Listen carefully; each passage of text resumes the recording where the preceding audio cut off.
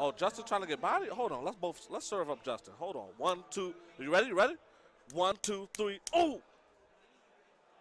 I lost. I lost to Justin.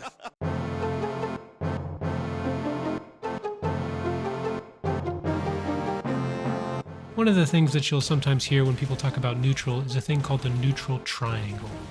The idea is often traced back to the old Footsie's Handbook or Machabo's Guilty Gear Fundamentals Guide. In short, the idea is that neutral can be distilled down to three basic elements which defeat each other in a rock, paper, scissors style triangle. I think there's a lot of virtue to this approach, and it can be applied very broadly to lots of aspects of fighting games, not just neutral. Let's take a look at some examples.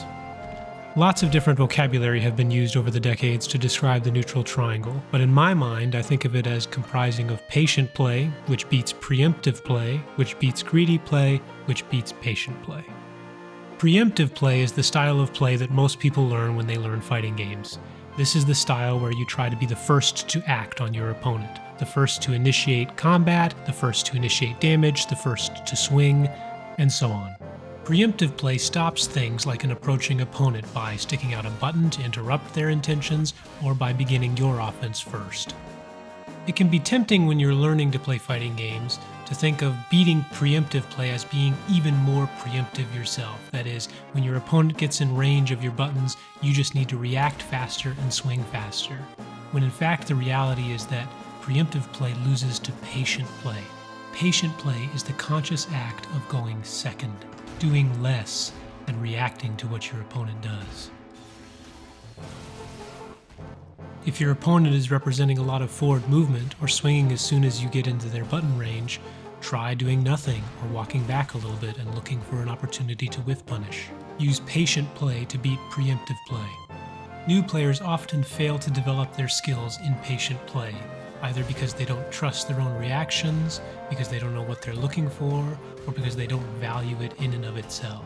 However, patient play is very strong in Street Fighter. It's one of the most desirable states. If you can arrive at a condition where you're using patience to win, you're taking very little risk and still winning.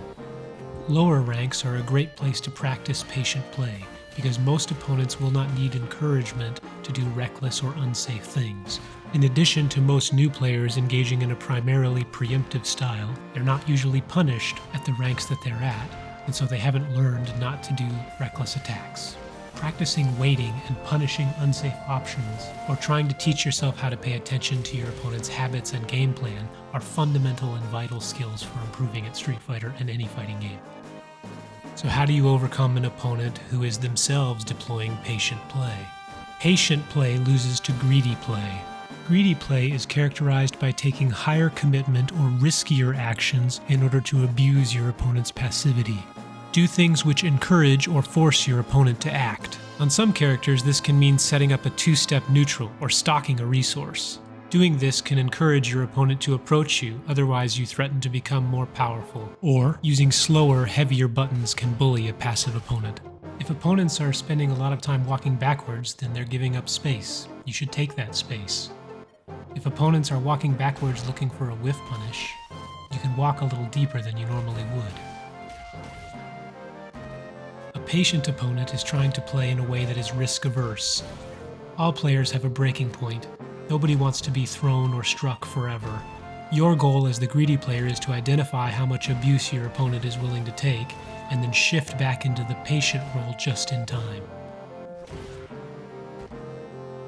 In summary, if your opponent is playing patiently, waiting for you to make mistakes, take extra space and use higher commitment options to lay on the pressure. Use greedy play to beat patient play. Correspondingly, don't be so patient that you let your opponent gain space on you or start their offense for free.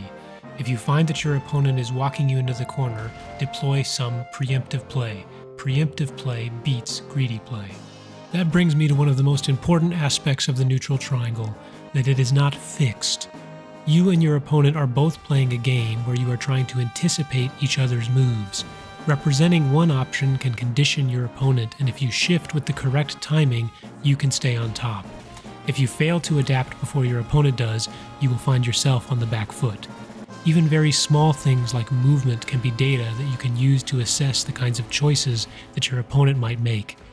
At the highest level of play, players are comfortable in all of these modalities, and they shift through them very quickly.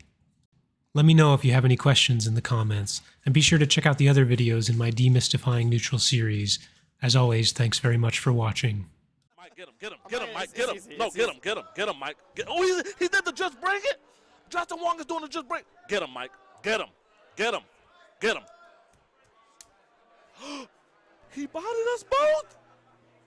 He bodied us both.